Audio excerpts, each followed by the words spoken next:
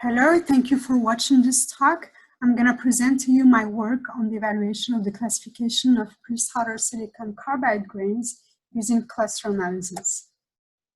Prestarter grains, are also called stardust, are minerals formed in ancient stars. They survived the formation of the solar system. They are transported now through asteroids and comets so that we can sample them in meteorites and interplanetary dust particles. These grains are very small, sub-micron to micrometer sized, and their isotopic compositions are very different than the solar system, so it is possible to find them with the nanoscenes when scanning a meteorite. For example, in this diagram here, that's the carbon isotopic composition of the material in the solar system. Almost all of it lies on this line here around 90. And when you look at Prestarter grains, especially silicon carbides, they show a very broad range of carbon isotopic composition from 1 to several thousands. And these isotopic compositions have been used to classify them into different types. However, this was done by hand with poor statistics. So here we conducted the cluster analysis of these Prestarter silicon carbide grains to improve their classification. We used the online database available on Washinton University website, recently updated by Stefan et al. There are several clustering techniques based either on the average distances between points, like k-means, the connectivity of data points, like hierarchical clustering, the density distribution of the data set, and we actually chose a technique that is based on the density distribution of the data set called MCLUST. So MCLUST is a model-based clustering technique based on a probability model, assuming that the data set is a mixture of Gaussians.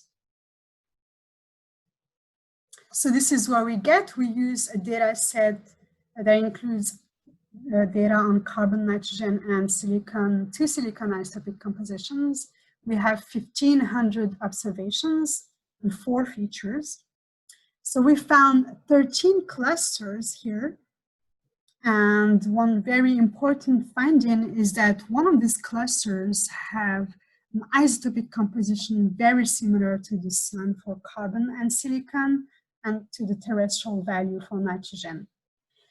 And we interpreted these grains as being contaminated grains because it is very unlikely that we can have that many grains, 25 by the way, that have a composition similar to the solar value or terrestrial value.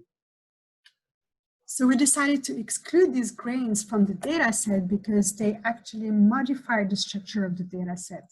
Here you can see the density distribution of the data, and as you can see, in this region here, we have another peak due to the presence of these contaminated grains, and it disappears when you remove them from the data set. And zooming in this region here where these grains are, you can see that this cluster makes a spike here. And so after removing this spike, we actually have a better signal of the grains that are around them. So now this is what we get after removing those grains from the data set. We found 9 clusters compared to 6 grain types. And here I'm showing you the same 2 figures. So in addition to carbon and nitrogen, I'm showing here silicon isotopes for these clusters that we found. And here in this histogram here, I'm showing the confusion matrix where you can see the distribution of the grain types in each of these clusters. And as you can see, X grains form 2 clusters shown in blue and orange here. AB grains make also 2 clusters shown here in purple and yellow. M grains are distributed in 3 different clusters. As you can see, they're all blue here, but here are different colors. Y grains are also almost all included in 1 cluster, but with other M grains. Z grains are also all included in one cluster. They're shown also in red here, where they have the specific silicon isotopic composition. And they're also clustered with a few other M grains.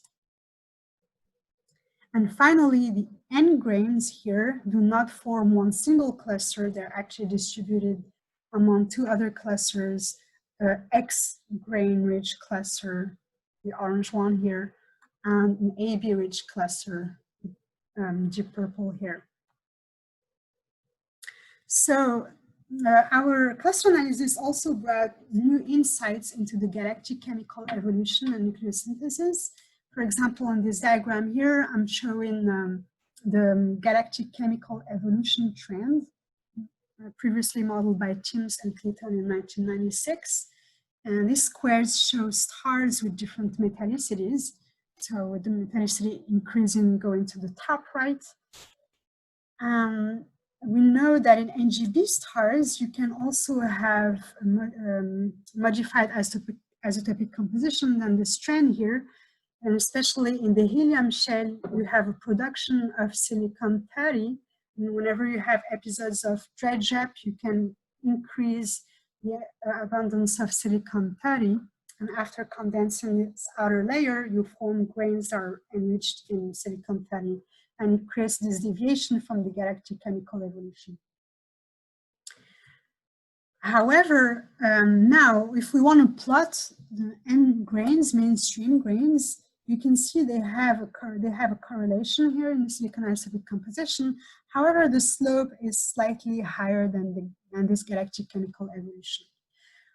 We don't know, this deviation is not well understood yet. There are several hypotheses that were given. And now it's interesting to see how distribute these M grains within the clusters that we found and compare that with the galactic chemical evolution. So these are the three clusters that we have for M grains, and as you can see, each cluster have a different range of metallicities, with the yellow grains formed at lower metallicity, the dark green here formed at moderate metallicity and lying on this galactic chemical evolution, and this light green here show the same trend than the mainstream grains, with a slope that's slightly higher than this galactic chemical evolution. Our cluster analysis provide also a new information on this isotopic composition of these M grains. Actually, with these three clusters show different ranges of carbon isotopic composition, with these grains formed at low metallicity having a broad range of carbon isotopic composition, while these two others have a smaller range, around 57 and 67. And so these new results will allow improving models of stellar evolution in future studies. And it's really nice to see how cluster analysis here is a powerful tool to find other trends that we are not able to see with human eyes with 2D plots. So to conclude, we identified the cluster of contaminated grains with a terrestrial and solar isotopic composition. And we found a larger number of clusters than previous grain types defined in the literature, 3 for M grains, 2 for AB, and 2 for X grains. We identified 3 different clusters for M grains with silicon isotopic ratio suggesting different metallicities. And our cluster analysis showed that these 3 clusters had different ranges of carbon isotopic ratio, which will be very useful to better constrain stellar evolution, nucleosynthesis, and the galactic chemical evolution. Thank you.